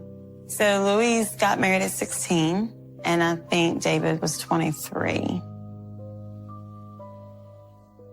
I felt so many different emotions that day. I felt like I was losing my best friend and my sister and my protector and everything. My parents got divorced about 6 months after Louise had left, and my dad left the home. That's when the abuse of my grandfather was more focused on me, and I didn't have her to shield me anymore.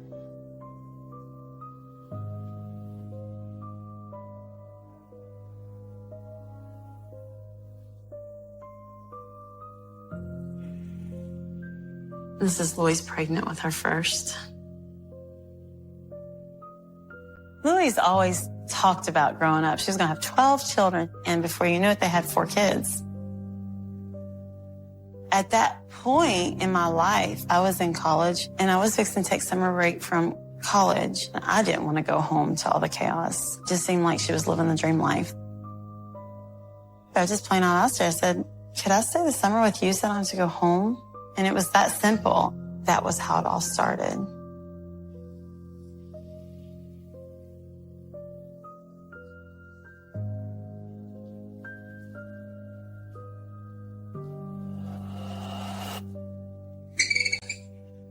I knew something has to be really wrong. The person that used to protect me is now helping bad things happen to me.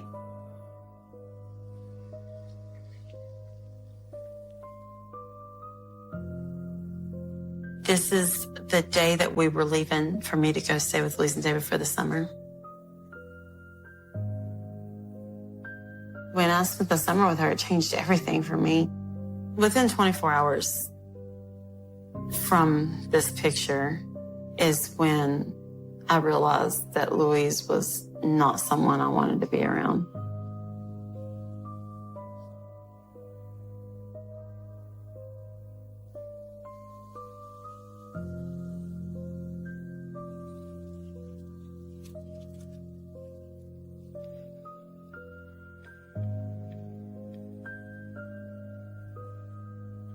What are we doing here? David and I are just gonna go do a little gambling. When I got in the car and we started heading back to Texas, they stopped at a casino and wanted me to babysit their kids in the car while they go in. Seriously, you're going in there? Oh, lighten up. It's just a little harmless fun. That was very weird to me because growing up, David and Louise would have thought she was going to hell if you went to a casino. I even asked her a couple times, are you joking with me? We'll be back in a bit. She said that they didn't go to church anymore and that she had changed a lot.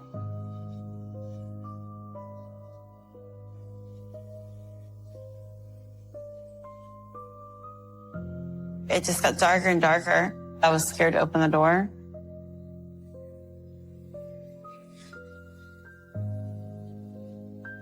I started wondering, I thought, man, they're taking a long time, you know, and I just made sure the doors were locked. And I fall asleep.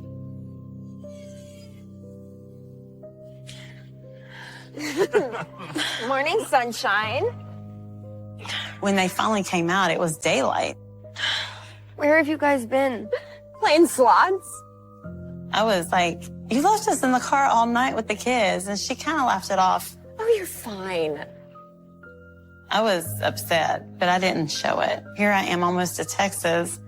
You know, I have nowhere else to go. I really didn't want to create an issue or an argument, but it was very confusing for me. She was a complete different person than what I thought she was. I thought, oh my gosh, what am I getting myself into?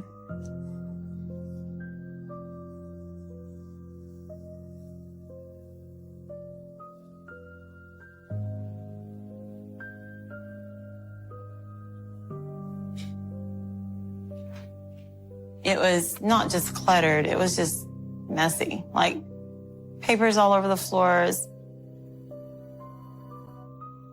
dishes in the sink. I just remember thinking, wow, this is awful. I told her, I said, Louise, let's clean the house. We should pick up a bit. Get this place under control? Yeah, sure. I guess it couldn't hurt. And so that's what we did. We worked on the house for a few days. Then while she was doing that, I started seeing strange things happening.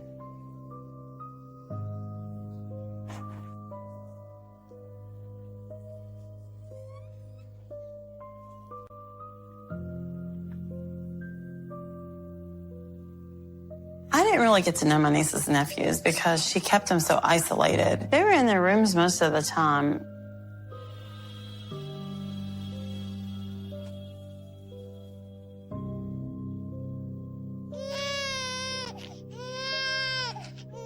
And just leave her. She'll be fine. The baby would sit in the playpen all day long. Nobody ever held it, hugged it, and played with it and loved on it. And when I would ask if I could, I was told no. Don't you think she needs a little attention? I'm her mom, Elizabeth. I'll take care of it, okay? Of course, I just wanted to help. She told me it was because she didn't want my beliefs being rubbed off on them, our childhood beliefs, like about God and stuff. I was like, I'm not going to talk to your children about God. So I knew from that point on, I just tended my own business. And the excuse I made for myself was, look, I'm not a mom, so I have no right to tell her how to be one. And that was what I told myself. And I just left things alone.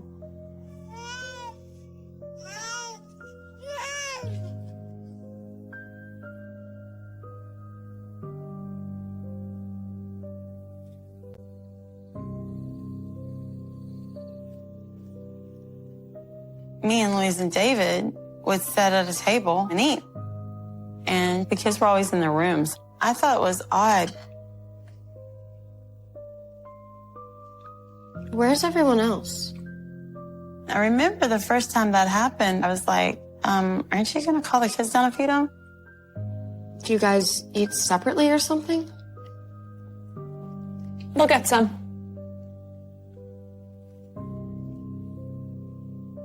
This is just how we do it.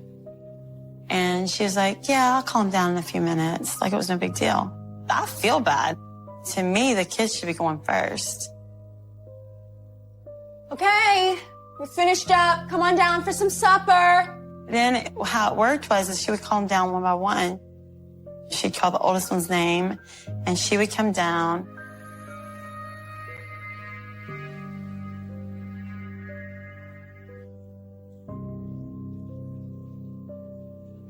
That was very weird to me. I didn't really know how to react to that.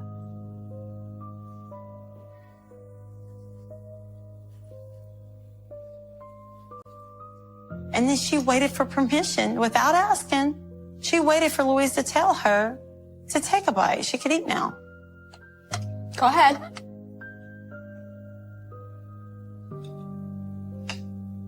I never saw them do anything without permission.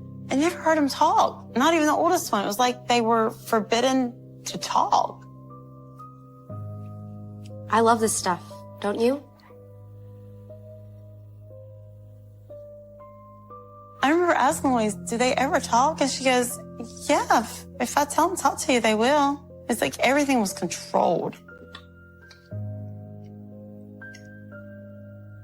And then when she got done, Louise never asked her, are you full? Do you want more? She would just say, okay, your plate's clean, go back up. And then she would call the next one down. In my heart, I knew something has to be really wrong. It was like they were programmed. Louise, don't you think you guys are being a little tough on them? I did ask why, but, you know, she was just like, don't ask about my parenting. Go ahead.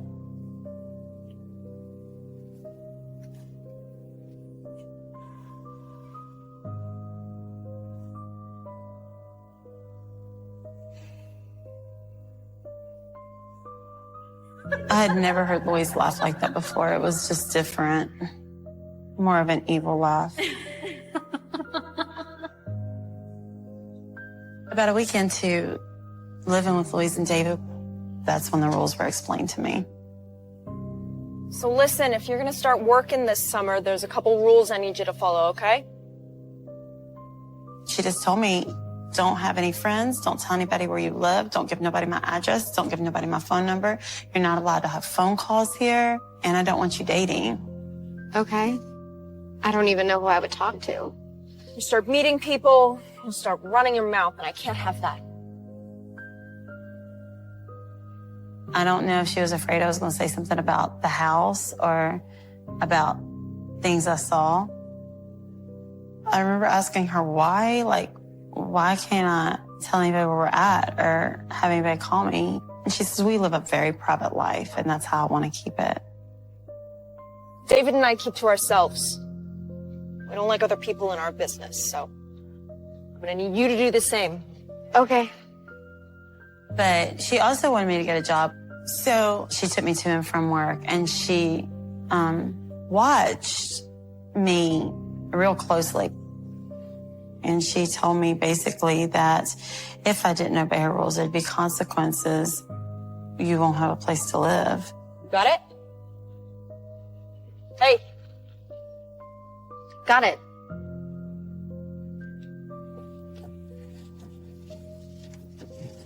So I had to respect her rules. I didn't have anywhere else to go.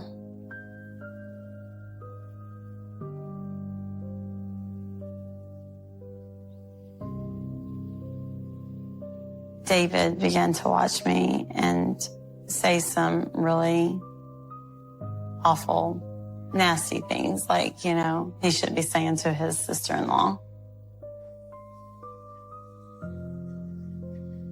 I was getting into the shower to go to work, and I heard somebody coming in, and I hollered and told him I was in the shower. Hey, I'm in here. And the door opened. Who's that? And Louise and David walked in. Are you insane? I was in total shock. Like, I was like, what are you doing in here? Get out. Let's get a good look at that body. He would ask me personal questions about my body, and I wouldn't answer him. Come on, we're just having a little fun. Leave me alone! And then he'd make comments about how good I'd be in bed. And you know what they say about redheads, they're wild. Come on, I bet you're a demon in the sack, huh? Stop it! Come on. And it would make me real uncomfortable. Louise supported him in the conversations.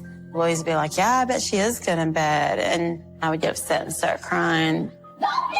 Stop it! I hear you at this. Stop it! Stop! You just start laughing like an evil laugh, especially Louise. Like, I'll never forget it. I had never heard Louise laugh like that before. It was just different. More of an evil laugh. Stop it! Louise, make it stop! It took me back to that childhood mode where with Papaw, it was making me feel like I was molested all over again, just in a different way. I want to see it! I want to see it! I really felt betrayed. The person that used to protect me is now helping bad things happen to me. I knew there was no way for me to get out before the end of the summer, so I thought I would just have to wait.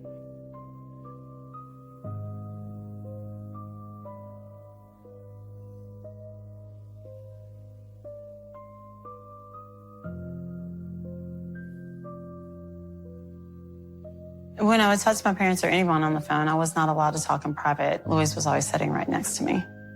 How's it going over there? You getting on okay? My parents were expecting me to go back to school, and Louise was making it impossible for me to go. Me? I'm good. I like it here. She wouldn't give me a ride anywhere, and I was young, and I didn't have any way to buy my ticket. She said that, I didn't need to go home, that was my home. And then she's kind of laughed it off like, I guess you're stuck with me. She's got the kids and could use some extra help. This is just what I want to do. I just told my parents that I couldn't come right now. I'd have to take another semester off. I'll talk to you soon. I felt like I was imprisoned almost. I had no way out. I was trapped.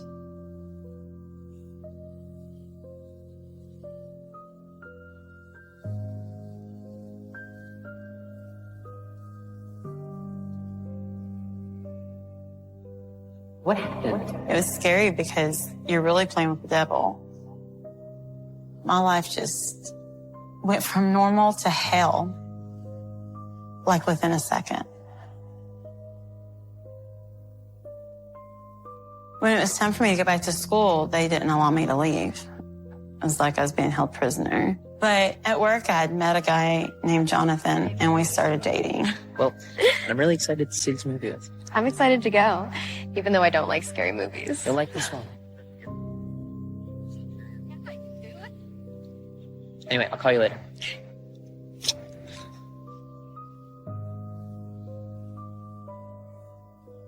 Louise, what are you doing here? Louise caught me with him because she apparently had stayed in the parking lot to snoop on me, and I don't know how many times she'd done that. Didn't I tell you the rules?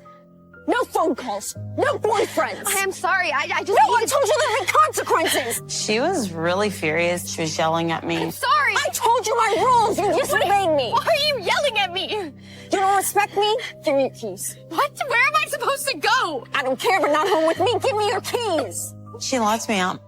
She told me I wasn't getting my stuff back. I was left by myself. That really hurt me. I was very shocked that it had come to that. All because I had a boyfriend at 19 years old. Are you okay? What happened? I don't know. I don't know what's wrong with her. She just kicked me out. Hey, we'll figure this out. You can stay with me. Jonathan went and told his parents, and I went to his house. About 9 months later, I married Jonathan, and we moved about 14 hours away for me to go back to college.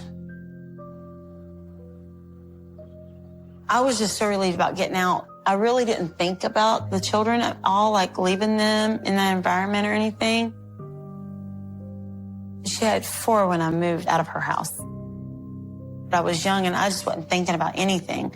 Later on, I missed them and I thought about them and prayed for them and I worried about them. But at that time, I never thought Louise was capable of doing to her children what she's done. It was just like, I've got to get out of here. At this time is when they started cutting everybody off.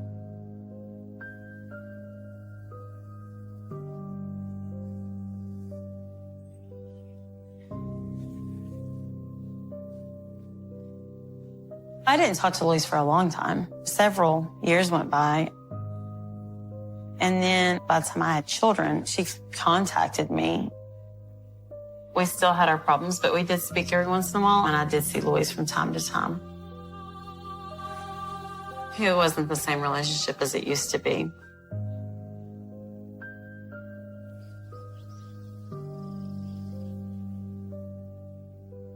It's good to see you, Louise.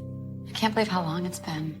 And one day, it had been about 14 years. She came over, we were talking, and at this time she had 12 children. The kids were very quiet, waited for her to have permission to talk to me. It was a lot like it was in their home. Hey, how are the kids? Are they doing okay? Yeah, why? And I remember thinking that they were skinny, especially the oldest child. Have they been eating much? They get plenty of food. When I confronted Louise about the kids being skinny, she tried to play it like it was all hereditary. She said, oh, it's in our genes. Me and you were real skinny. You just have good genes. What do you want me to say? I just left it at that. By the way, I pulled the kids out of school. I'm going to do it myself. You mean you're going to homeschool them? But when she told me she was going to homeschool, an argument broke out. Louise, they're not going to get a proper education. That's a terrible idea. You have to be disciplined. You have to be responsible. You have to put your kids' needs before your own. Listen, we've already made up our minds. We're actually moving to California. What? California? Why? Louise had researched out what states they come and check on you, what states you have to turn in work. Because some states, you can homeschool your kid. They never ask to see any of the work. They don't come out and check on the children. Look, do what you want with your kids. This is what I'm doing with mine. Now that I'm older and I'm looking back, I realize she didn't want anybody calling CPS. She was going to make sure she was in a place where they did not check up on them. Come on, kids, we're leaving. Louise. And it haunts me now. For a long time, I felt like guilty because I didn't say anything, but I really didn't know better at the time. Like, I didn't feel like it was that severe that I needed to get authorities involved.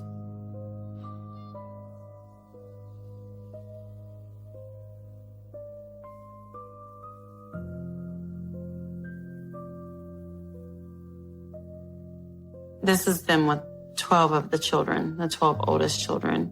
I got pictures like this all the time. She would send pictures and videos of them at Disneyland. She would put all this stuff on Facebook, make it look like they were having a great time.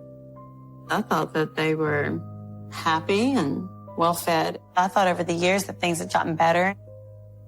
But my oldest niece Skyped with me one day.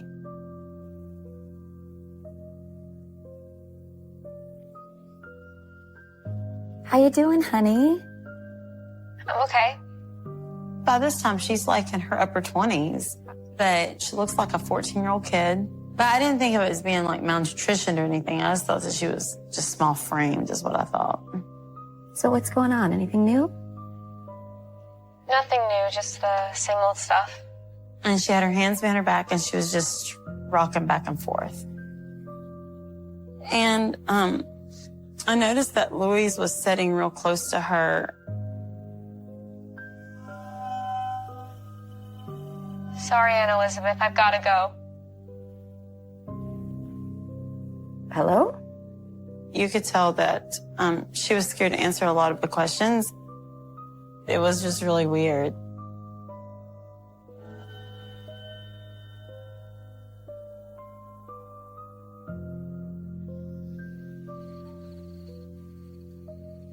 I remember laying down on the bed beside my husband just to watch some TV. It wasn't even late. And somebody on Facebook, one of my friends said, is Louise Turpin your sister? And before I could even ask why or whatever, I go through my news feed. And somebody I didn't even know that I wasn't even friends with sent an article where 13 kids have been starved and beaten and chained. And I thought, that's a sick joke. That's when it all started.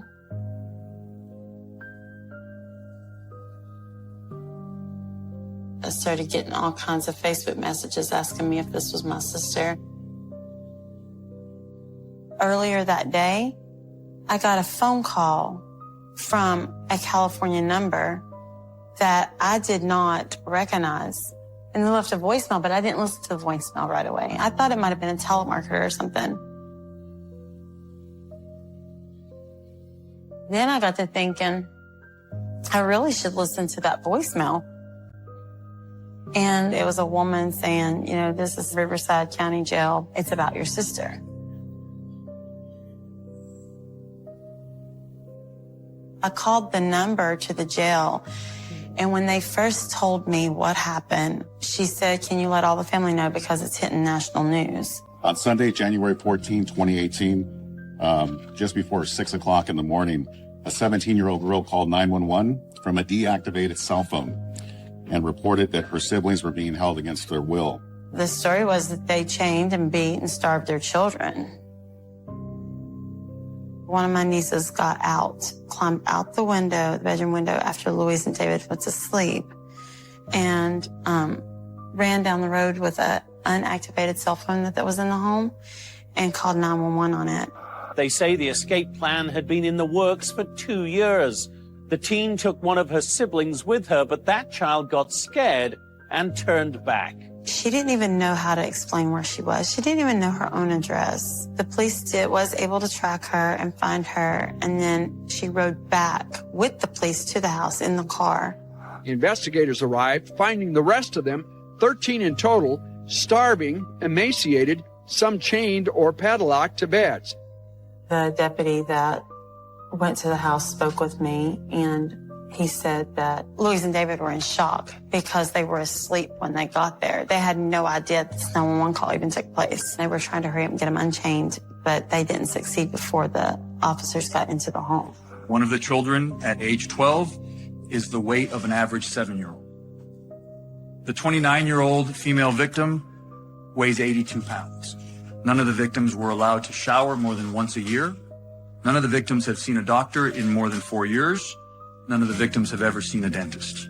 The couple is charged with 12 counts of torture, 7 counts of abuse of a dependent adult, 6 counts of child abuse, and another 12 of false imprisonment. It's really hard to think that those babies that I held and rocked so many times to sleep and fed bottles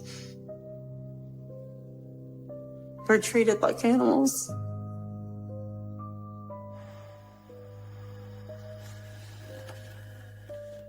This is David's mugshot. I remember thinking he looks like a serial killer or something. My mom used to say, oh, he's a turban boy. She couldn't get a better guy than a turban boy. That does not look like my sister at all. That's what it looked like when I saw her on TV, and it made me sick, and I busted in tears. To me, she looks evil here. I remember asking my husband, how is she smiling? She looks crazy. I thought, is this really possible? There's no way that Louise could have done that. There's no way. They've blown this way out of proportion.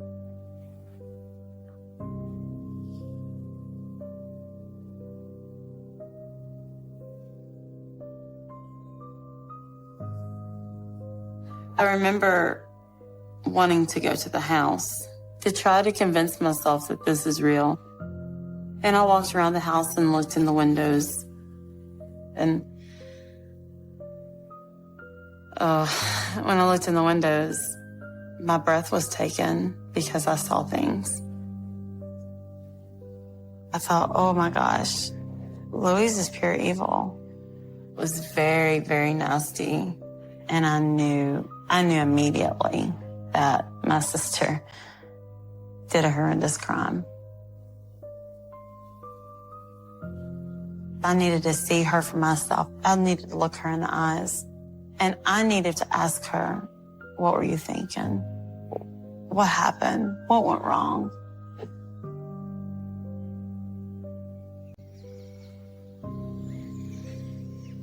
I remember being a nervous wreck because we hadn't talked in 2 years.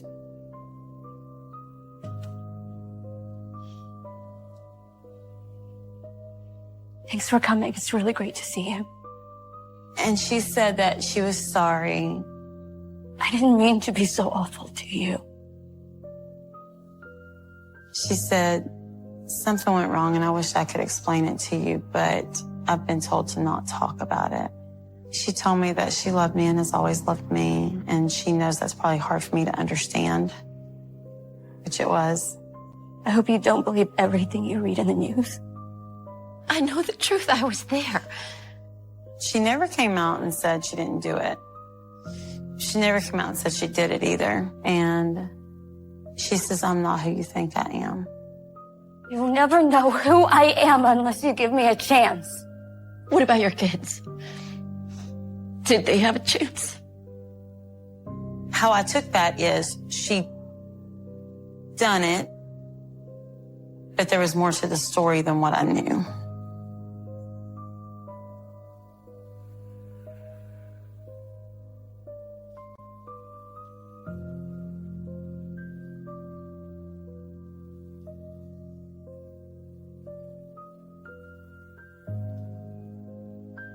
I think they deserve life. And that's really harsh for me to be a sister and say that. But I think that's appropriate. She deserves everything that she's got coming to her.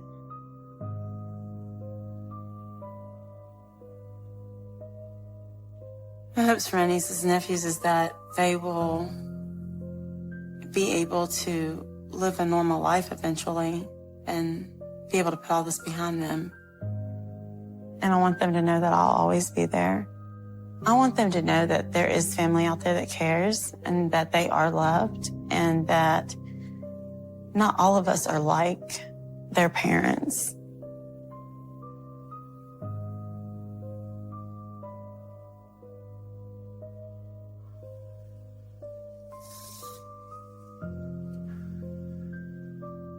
This picture is actually Louise holding me when I was about 1.5 years old.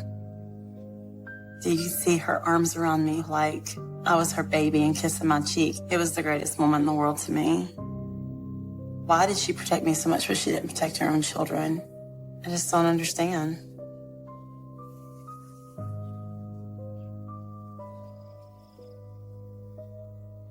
But I still love Louise. I mean, nothing ever changes the fact that she's my sister no matter what she's done. People don't understand, how can you get on camera and say that you still love your sister? They see who Louise is today and what she's done, that's all they know. But I've known Louise all my life, and I know who she was before. We really don't know why she's changed so much. I guess my biggest regret is not reporting what I saw when I lived there. You never think that somebody close to you could do something like that, but anybody's capable of being evil. You know, so much could have been prevented if I would have spoke out a long time ago.